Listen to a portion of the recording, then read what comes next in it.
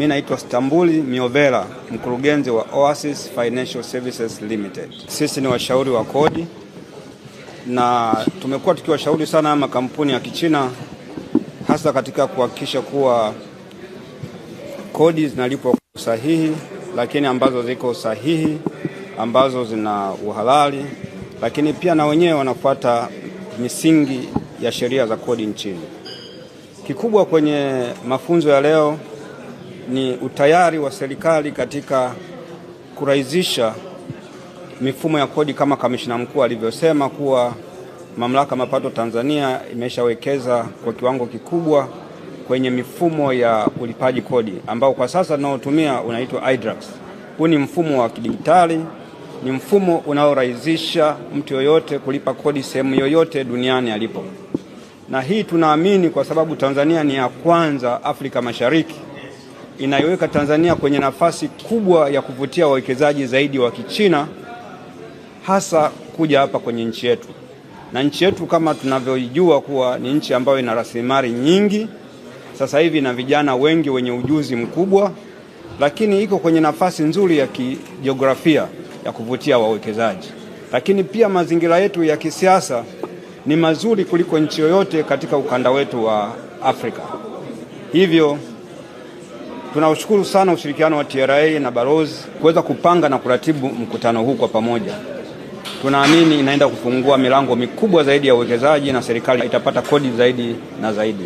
Leo tuna furaha, nimekutana na balozi wa China nchini Tanzania, Mheshimiwa Meng Jian.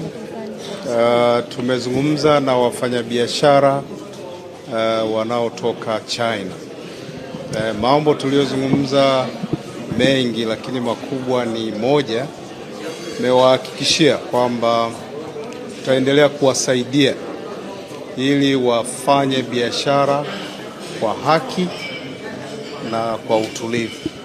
Lakini tumesisitiza kwamba TRA haina ugomvi na makampuni yanayotoka China. Sisi tuna ugomvi na wanaokwepa kodi. Yoyote yule anayekwepa kodi ndani ya nchi yetu bila kujali anatoka nchi gani, huyu ana ugomvi na sisi. Kwa hiyo tutatoa elimu kwao, lakini tutachukua hatua kwa wale ambao hawataki kufuata sheria za nchi yetu. Hili nimelisisitiza.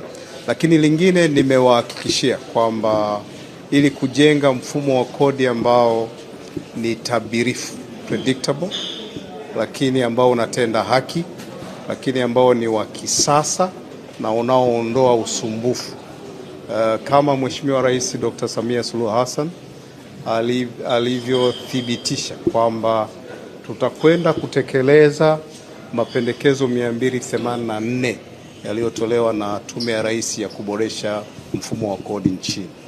Na mapendekezo yale yamelenga kwanza kuhakikisha kunakuwa na usawa, anayepaswa kulipa kodi alipe na asiyestahili asilipe, lakini pia turahisishe mfumo, tuwezeshe biashara za watu wote waliopo humu ndani, lakini tuwe na mfumo wa kodi ambao ni rahisi na wa kidigitali, ambao hata yule mwenye simu anaweza akautumia na akafanya shughuli zake.